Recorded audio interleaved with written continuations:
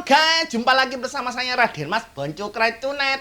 Nah, kali ini mungkin konco cukray dan cukrayers bertanya-tanya, kenapa kok bajunya kayak gini? Nah, karena apa Raden Mas Bon Cukray Tunet mengenakan pakaian kayak gini? Karena memperingati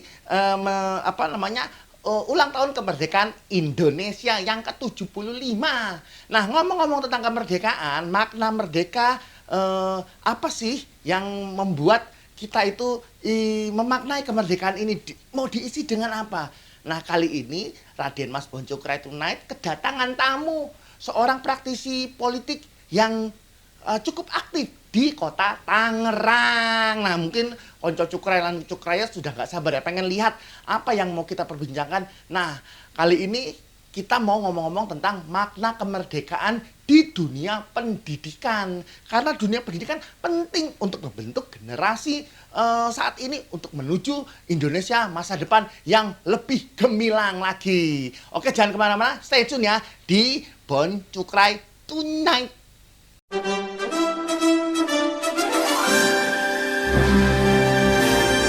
Nah, konco cukray lan cukrayers, kali ini Raden Mas Bon Cukray Tunet suatu kehormatan kedatangan seorang praktisi politik di kota Tangerang. Oke, silakan perkenalkan siapa kepada konco cukray lan cukrayers.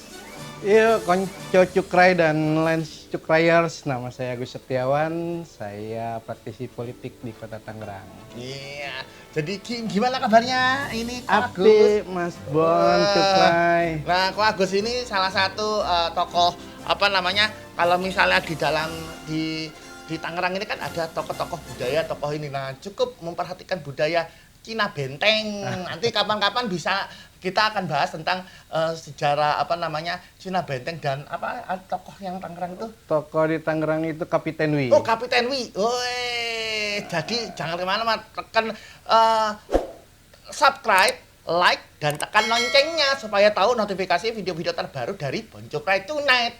Nah, oke. Ini Ko Agus. Aku manggilnya Ko Agus aja ya. Boleh. Ko Agusnya Cina Benteng. Tapi begitu memperdulikan keadaan-keadaan di di kota Tangerang ini. Betul. Nah, jadi gini Ko Agus, kita akan memaknai kemerdekaan ini khususnya di dunia pendidikan. Nah, kalau menurut Ko Agus gimana? Kan banyak ya berita-berita tentang apalagi di masa pandemi ini tentang belajar online gitu. Betul. Kan. Jadi di dunia pendidikan belajar online. Nah, terus katanya juga kata Pak Mas Menteri, kita bilangnya Mas Menteri, Mas Menteri. muda, Iya, Mas betul. Menteri. Nah, Mas Menteri bilang kemungkinan untuk belajar online itu akan bisa sifatnya permanen. Nah, kalau menurut Bon Cukray Tunet itu kalau sifatnya permanen berarti setelah pandemi selesai pakai digital terus ya. Nah, itu gimana itu? Kalau misalnya digital nggak ketemu orang, nggak ketemu sama gurunya, terus belum lagi kalau misalnya dia nggak punya gadget ya, iya tuh Mas. Itu dia Mas Bon, yang saya coba garis bawah ini adalah kita lihat dulu Undang-Undang Dasar kita. Ya kan, pasal 31 ada 5 butir Mas Bon di sana, ya kan. 5 ayat, 5 butir. Ayat, Oh, 5 aduh. ayat butir. Iya, nah, konco cukray mungkin bisa browse UUD 45 pasal 31. Wah, bisa dicari. Itu kalau misalnya dilihat emang aku ya pernah membaca di situ ada bahwa semua warga negara Indonesia memang berhak mendapat Berhak pendidikan. dan wajib melaksanakan pendidikan juga. Ya kan, di butir ketiganya pemerintah juga wajib memprioritaskan, ya kan, anggarannya untuk pendidikan. Iya, anggaran untuk pendidikan malah di situ setidaknya 20% ya. Betul. Mas Bon. Berarti ditanggung pemerintah dong. Ditanggung pemerintah. Seharusnya di masa-masa pandemi ini, siswa-siswa sampai dengan ke mahasiswa itu seharusnya pemerintah wajib memprioritaskan pendidikan mereka. Ya. Terus kalau ada isu yang mengatakan bahwa ini harus, mungkin Mas Menteri mengatakan isu ini harus permanen, ya kan, dipermanenkan nantinya. Saya rasa itu nggak tepat, Mas Bon. Kenapa nggak tepatnya? Kalau menurut Koko Agus gimana?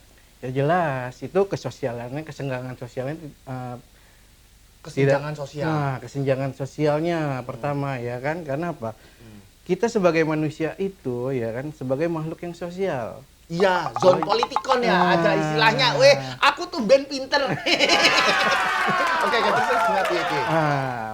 Kita itu kan wajib berinteraksi satu sama lain, ya kan?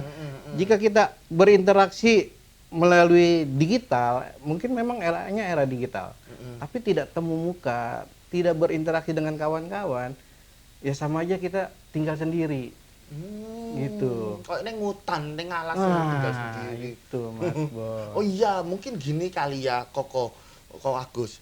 Kalau misalnya digital kayak ada tata krama, kan kalau kita bergaul kan pasti ada kayak kalau wong Jawa kuwi enek unggah-ungguhnya itu maksudnya kayak tata keramanya. Betul. Kalau misal menyapa bagaimana kayak gitu-gitu ya. Betul. Itu jadi kurang ya. Jadi kurang. Akhlak-akhlak kepada siswa-siswa didik juga kurang. Iya. Tapi kalau di masa-masa pandemik ini kan berarti masih enggak apa-apa toh. Masih enggak apa-apa, tapi ada tapinya juga, Mas Bon. Artinya Mas Menteri ini harus memikirkan juga, ya kan, solusinya seperti apa. Gitu. Saya lihat di medsos-medsos ya kan, kawan-kawan mengatakan, terutama orang tua ya, ibu-ibu berkeluh kesah bahwa sekarang mereka menjadi ibu rumah tangga, jadi guru juga di rumah, ya kan. Terus kemudian ya mereka berkeluh kesah tentang masalah kuota internetnya. Iya, kan gitu kan. Kalau digital kan mesti pakai kuota ya. Itu. Kalau misalnya sistem kuotanya itu apalagi paket ini untuk ini ya, kalau menurut Raden Mas Bonjukra itu naik karena aku kan pernah hidup di bawah juga nih, Koko Agus. Jadi gimana rasanya susahnya kalau misalnya internet harganya kan ada kuota yang unlimited apa tuh 100.000. Apalagi ini aku ngomong brand nih, kayaknya paling mahal itu. Mbok ya agak merakyat, kata-katanya BUMN, agak memihak ke rakyat lah gitu. Betul, apalagi itu perusahaan plat merah. Iya, BUMN kan plat merah. Seharusnya lebih memperhatikan ke masyarakat Ada undangnya. Kan kalau misalnya di UUD kan ada apa namanya segala apa yang hasil bumi apa pokoknya yang untuk kepentingan rakyat banyak dikuasai oleh negara. Betul. Kan untuk kepentingan rakyat banyak ya. Betul itu. Iya, seharusnya negara harus memperhatikan ya. Ini Mas Mendikbud ini yang harus berpikir ke arah sana. Tepat sekali itu. Nah, konco cukrai lan cukrayers. Jadi benar apa yang dikatakan sama Ko Agus ini bahwa kalau untuk membuat suatu apa namanya kebijakan atau suatu statement atau apa mesti dilihat dari lini-lini yang sampai terbawah. Betul. Gitu ya. Nah, kalau saran menurut Ko Agus solusinya apa? Kan ibu-ibu itu apa belum lagi masalah kuota. Betul. Nah, itu untuk antisipasinya gimana kalau menurut Ko Agus? Kalau menurut saya seharusnya Mas Menteri ini mengeluarkan instruksi kepada perusahaan-perusahaan plat merah, terutama perusahaan telekomunikasi, ya kan, dan harus bekerja sama dengan perusahaan-perusahaan swasta untuk meng-create, ya kan, satu gadget khusus untuk siswa-siswi. Satu gadget, oke. Berarti ada fisik ini gadgetnya smartphone-nya. Tuh, ya kan. Mungkin pemerintah sudah menganggarkan ada Kartu Indonesia Pintar. Ya kan, sudah ada menganggarkan bantuan operasional siswa, ya kan, dana BOS yang kita sebut. Nah, itu kan bisa kemudian dianggarkan lagi untuk membuat satu gadget kepada perusahaan itu, untuk diberikan kepada siswa-siswa di masa pandemi ini. Gitu. Jadi memang pemerintah mungkin melalui sekolah ya didata semua, jadi menggunakan gadget yang itu. Soalnya kan banyak yang handphone merek tunggu sana yang udah murah-murah gitu ya, bisa untuk membantu gitu. Daripada dana mungkin bisa lewat dana, kalau misalnya di sosialisasi lewat dana BOS bisa nggak menurut ini? Menurut saya sih bisa-bisa saja, Mas Bon, gitu kan. Ya sebenarnya tinggal gimana eksekusi di lapangan daripada Pak Menteri ini, Mas Menteri ini gitu loh, ya kan.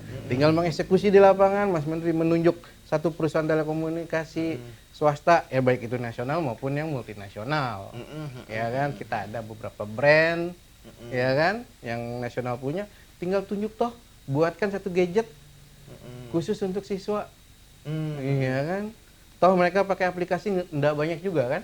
Iya. Nah, kalau untuk belajar berarti kan mungkin aplikasi kayak Ruang Guru ya. Ruang guru. Ruang Guru kan lumayan, tapi ya itu balik lagi katanya banyak sih di keluhan di netizen juga bilang Ruang Guru ketika lagi mau belajar tahu-tau internetnya ini biar pet gitu. Nah, nadat gitu.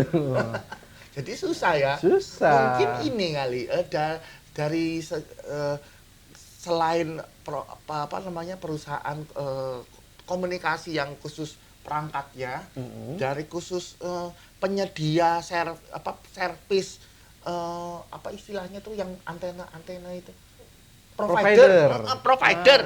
Wih, kok Agus pinter. Aku sampai belepotan. Ini kumisku sampai ini kayaknya aku besok pakai kumis yang model baru lagi aja. Iya. Oke, yang provider jadi provider itu juga mungkin ada paket khusus kali ya, paket khusus untuk pelajar atau ini. Seharusnya kalau provider terutama yang perusahaan plat merah itu tidak harus mengkhususkan, tapi menggratiskan. Menggratiskan. Itu yang wajib. Oh, kalau Koko Agus jadi presiden aku dukung. Wah, siap. Atau jadi ini nggak usah jauh-jauh lah, jadi apa namanya wakil rakyat di kota Tangerang, dukung dah. Gratis loh, lumayan bagi generasi yang muda-muda ini untuk generasi mendatang. Biar jadi tambah pintar Indonesia ini. Ya. Masalah bayaran SPP untuk sekolah swasta. Oh, sekolah swasta. Nah, ini juga perlu ditinjau sama Mas Menteri. Iya kan? Toh kalau kita lihat lagi kembali ke Undang-Undang Dasar pasal 31, ya kan? Setiap warga negara itu berhak, ya kan? Berhak mendapatkan pendidikan. Ya kan? Setiap warga negara itu wajib melaksanakan mengikuti pendidikan. Nah, artinya di sini peran penting pemerintah itu harus turun melihat baik sekolah negeri maupun sekolah swasta. Kenapa harus ada sekolah swasta? Bukan karena prestasinya di swasta akan bagus, negeri banyak, tapi karena kekurangan sekolah. Oh, jadi jumlah instansi pendidikan itu nggak sebanding dengan jumlah penduduk yang ada. Nah, itu makanya Mas perlu Bo. gandeng swasta gitu ya. Betul. Seharusnya swasta itu dijadikan partner, rekanan dari pemerintah, terutama di dunia pendidikan ini. Oh, bukannya mungkin sudah atau gimana? Mungkin sudah, ya kan, hanya sebatas memberikan bantuan-bantuan operasional dan perizinan-perizinan saja. Gitu, Mas Bon. Tapi mungkin dibantu tapi gini, kalau misalnya memberikan bantuan sampai ke infrastrukturnya kayaknya apakah takut mengganggu dengan bagaimanapun swasta pasti ada selain satu visi misi swasta untuk memberikan sekolah pasti kan ada sisi bisnis yang ini kan bisnis pendidikan itu kan nggak bisa kita lupakan juga. Bu, ya kan sekarang dunia pendidikan swasta itu kan bentuknya yayasan, Mas Bon. Oh, harus yayasan. Yayasan. Ya kan? Yayasan itu ya memang ada yang ambil profit, ada yang tidak ambil profit. Ya kan? Tapi untuk dunia pendidikan kita mengacu lagi kembali kepada undang-undang dasar kita. Itu loh, ya kan? Tinggal bagaimana pihak swasta ini memberikan katakanlah proposal. Ya kan, ini ada sebuah proposal, kita akan mengadakan kegiatan dunia pendidikan KBM, kegiatan belajar mengajarnya, ya kan. Nah, monggo pihak pemerintah ini mau memberikan support apa, nah seperti itu, sehingga kita memberikan pelayanan gratis atau pelayanan yang ya katakan cukup murah, gitu kan, ya kan. Karena kita kembali lagi, ketika kita penerimaan siswa baru, ya kan. Banyak masyarakat berbondong-bondong untuk menuju sekolah negeri. Ya, bahkan kemarin kita lihat di media sosial ada salah satu oknum ASN ya, katakan itu entah camat atau lurah saya lupa, ya kan, marah-marah keponakan tidak bisa masuk di sekolah negeri. Nah, ya kan, nah, itu kan menjadi satu tanda kutip bagi kita, Mas Bon.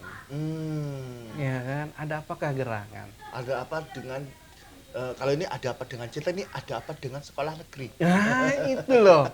Ya Kita toh? bikin filmnya, ada apa dengan SD negeri gitu ya. Itu. Jadi harus harus mungkin Mas Menteri ini sudah memahami ya kan, sehingga sekarang ini Mas Menteri sedang bekerja sama dengan organisasi-organisasi penggerak.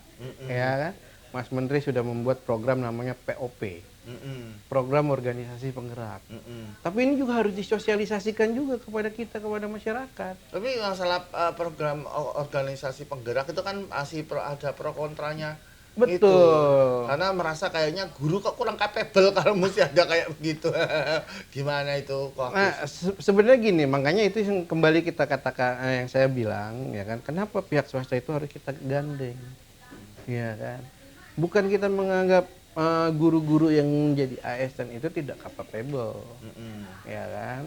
Tapi lihat, kalau kita bandingkan dengan tetangga-tetangga kita, negara tetangga lain gitu ya kan, dunia pendidikan kita ini sebenarnya agak mundur. Agak mundur, bukan maju gitu loh Mas Bon ya kan. Apalagi kita di masa pandemi ini kita tergesa-gesa ya kan dalam melakukan pendidikan. Bahkan ini terjadi sama anak saya sendiri. Wah, gimana dengan anaknya Koko, Bro? Iya kan, anaknya saya sendiri belajar sampai jam 8 malam, bayangkan. Buset nih, harusnya jamnya wes ini, wes turu ya, tidur seharusnya. Iya kan, nah itu kembali lagi kalau kita melihat pejuang-pejuang kita zaman dulu belajar, ya kan, Ki Hajar Dewantara mendirikan Tuturi Handayaninya ya. Taman siswa. Taman siswa dengan slogannya Tuturi Tuturi Handayani. Handayani. Ya kan. Nah, Ingarso ing madya mangun karso. Ingarso Sungtulodo Tuturi Handayani. Nah. Aku salah satu pengagum Ki Hajar Dewantara loh. Itu. Kok Agus, aku kan orang wong Jawa, Sultan abal-abal. Jadi ya gitulah, masih ini penggerakannya ini. Oke. Itu kan para founding father kita itu berpikir bahwa masyarakat kita sebenarnya lebih unggul dibanding negara-negara lain. Masyarakat kita ya, kita sudah mungkin gini, karena kita punya local wisdom atau kearifan lokal yang dari nenek moyang sebenarnya sudah oke gitu kan. Wah, aku makin bangga jadi orang Indonesia, jadi wong Nusantara makin bangga. Harus bangga Mas Bon. Kita bisa lihat peninggalan-peninggalan zaman-zaman dahulu di negara kita, ya kan. Arsitekturnya yang paling bagus, ya kan. Ada nggak candi yang besar selain di Indonesia? Iya, berarti kan kalau ngomong arsitektur bagus, ada sekolah semacam kayak zaman dulu, kayak universitas arsitek ya, teknik sipil sama ini. Waduh, keren dong berarti ya. Harus keren, kita harus bangga. Apa nggak kita gali metode pendidikannya seperti kayak dulu itu? Harusnya. Apa mesti dicari ya? Harusnya. Tinggal combine sama teknologi digital Teknologi sekarang. digital, apalagi Mas Menteri kita ini kan, ya kan basicnya itu dari orang-orang digital IT. Iya, Mas Menteri ya sebenarnya kan? hebatnya. Nah, Gitu. harusnya bisa mengcombine, gitu loh, sehingga anak cucu kita nanti kelak tidak kalah bersaing dengan negara-negara lain. Betul. Ya mungkin itu PR-nya Mas Menteri, kita dukung Mas Menteri. Jangan patah semangat, tetap berjuang, pikir lebih kreatif lagi untuk sampai yang bawah, sampai yang kelas wong cilik juga ikut merasakan gitu. Iya. Betul Mas Bon. Tapi aku percaya Mas Menteri pasti bisa lah ya. Pasti bisa. Kita harus Yuk dukung. Mas Menteri, kita dukung. Yang penting sampai wong cilik bisa merasakan pendidikan merata seperti pasal 31 Undang-Undang Dasar 45. Ngomong-ngomong, kok Agus haus nggak? Kalau aku sih haus. Yuk kita minum ini kopi khas Big Point. Kok kopi? Teh khas Big Point. Tehnya mantep, pancen. Oye, monggo. Yo, Mas. Saking enaknya kumisku hampir copot. Ada aroma pandan ya, Mas? Oh iya, ini Juga ciri ya. khasnya di sini begitu. Mantep toh? Mantep. Seger. Ini. Nanti abis ini kita bisa pesan yang lain. Ini eta Ko Agus. Di sini yang enak, yang khasnya itu kopi apa tuh aku lali ya. Kopi apa? Kopi Bix. Oh, Kopi Bix di Bix Point, Kopi Bix. Oh, Jadi iya. ada campuran gula arennya. Wah, Wih. mantap. Jadi para konco cukrai lan cukrayers juga teman-temannya Ko Agus yang tinggal di Tangerang, monggo datang ke sini Bix Point, Cafe Bix Point yang pasti pancen enak buat ngobrol-ngobrol, nongkrong, mau ngomongin politik, mau ngomongin tentang keresahan kita akan bangsa ini, silakan ngumpul sini. Di sini tempatnya para orang-orang sukses seperti kayak Ko Agus ini. Sip. Mantap, satu kehormatan nih bagi aku Bon Cukrai, Ko Agus bisa datang ke sini. Pesan apa yang ingin disampaikan sama Ko Agus sehubungan dengan memaknai kemerdekaan di dunia pendidikan? Pesannya itu untuk generasi-generasi kita yang sekarang dan yang akan datang, ya kan. Jangan pernah kita kalah. Perubahan tetap akan terjadi, ya kan. Tapi Ya. kita harus tetap maju. Jangan pernah kita menahan perubahan itu. Ikuti seperti air mengalir. Itu pesannya. Nah, itu tadi pesan yang sangat positif bahwa perubahan memang pasti terjadi. Ikuti perubahan itu bagaikan aliran mengalir, tapi tetap harus dengan memegang prinsip-prinsip prinsip dasar negara kita, yaitu Betul. Pancasila. Pancasila. Sesuai dengan Pancasila, UUD 45 dan moto kita, semboyan kita Bhinneka Tunggal Ika. Kayak kita ini kan, saya wong Jawa ini apa? Cina Benteng. Hasil dari akulturasi kebudayaan Betawi, Sunda, terus apalagi sama Tionghoa. Jadinya gini. Keren kan? Hitachi, hitam tapi Cina. Iya, jadi Indonesia keren kan? Wah, negara lain nggak ada yang Nggak ini. ada. Enggak, kumisku kelorot. Oke, kita sampaikan sampai jumpa kembali dengan ini para konco cukrai. Oke, terima kasih. Tetap stay tune, tonton terus di Bon Cukrai Tonight. Dadah.